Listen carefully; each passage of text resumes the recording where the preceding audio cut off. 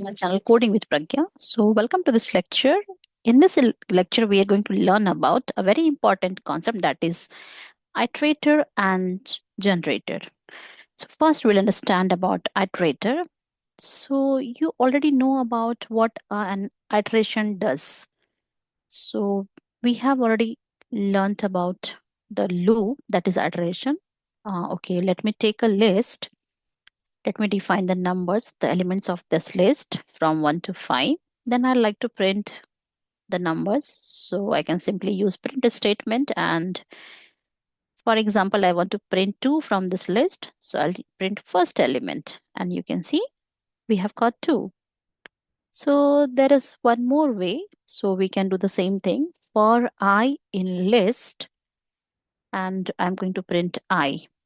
So before printing, let me just remove everything from here. And here you can see that we have all the elements from the list. So these are the two ways to print the elements from the list. So there is one more way, that is called as iterator.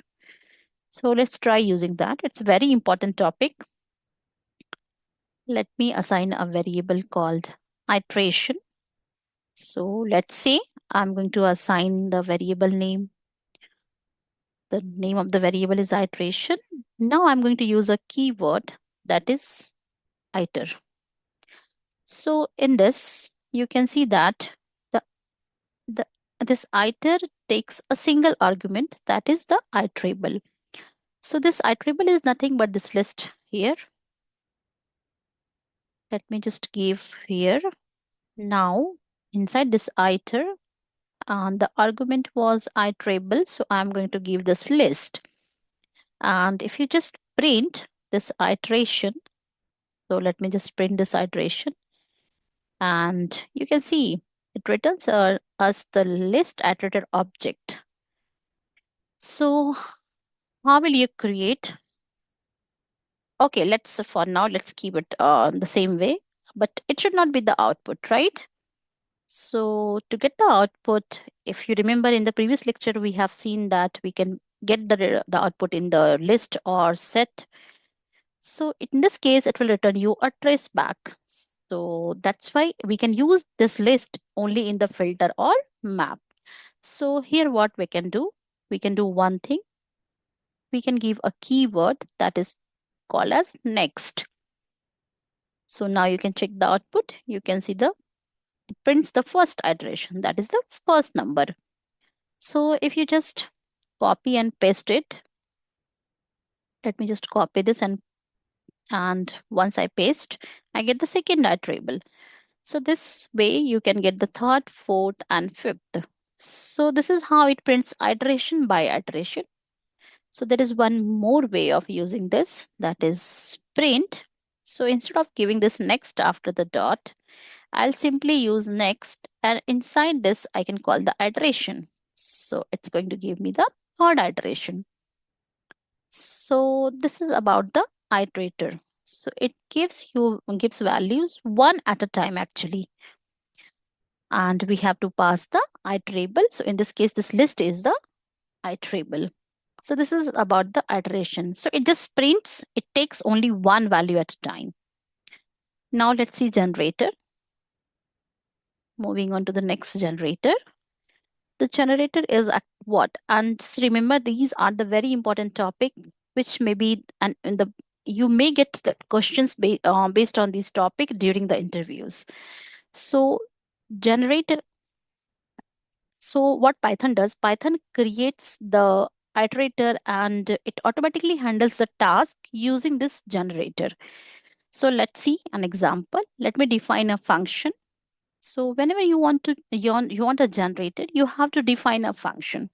So let me define a function. So name of the function is fn. And over here, every time I used to give this return. But in this case, I'm not going to give this return. Instead, I'm going to give yield. So you may have a doubt that what is this yield? This yield gives the generator. Now, so this yield actually mentioned here that it tells you that this is different from the function. It's a generator. So let me give values. I'm going to call a function, this function in this variable values, and let me print values. And if you just check the output, as you could see that it has given us the generated object. So it has created a generator. So to get the output, you have to follow the same step what we did in the iterator. So you can write dot next. So you may have doubt that what is the difference between this yield and return. The main difference is the return specifies the last step of the function. Whereas if you use yield, you can use the different steps after this yield. So yield1, yield2, yield3, you can use as many statement as you want. And you can see it. To get this again, you can copy it, you can paste it. And if you just check the output, it has given us 1 and 2, the second, that is yield2. So whenever you specify a generator, there is no need of giving a iterable. Instead of giving iterable, you can use yield. There is one more thing which you can use a for loop also here for I in values. And if you just print I, let's see what this does. It prints all the values at one instance. So you can see 1, 2, 3. So it prints all the values. It won't go value by value. So this is about this for loop. Now let's do one more program. I'll put a comment over here. So you will not be confused with all the outputs together. So let me write one more program. Let's say I like to print the squares of a numbers. That is the numbers from 1 to 5. So let's do that. Whenever you need a generator, you have to define a function. So I'm going to take a function name as squares. And next, let me use a while loop. So it will be easy for me to specify the numbers. You already know the while loop. So the initial value n is equals to 1. Then the condition is so n less than or equal to 5. So we'll start from 1 until it will be equal to 5. So it just gets printed from 1 to 5. So now I'm going to assign a variable name square. And let me just give an expression here.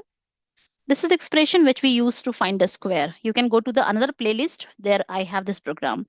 So yield square. So it will return square. Okay. The same thing what it does with the return we do in the function, we do here using yield. So now after that, we can specify the increment or decrement. So that's it. Now our objective is to call this function. So I have taken a variable values and inside it I'll call this a square for I in values. And I'm going to just print I.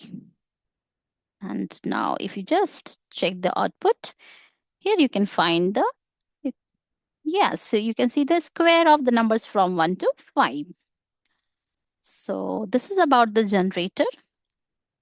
So hope you guys got an idea regarding the iterator and generator. That's it for this lecture. See you. Bye-bye. Like and subscribe.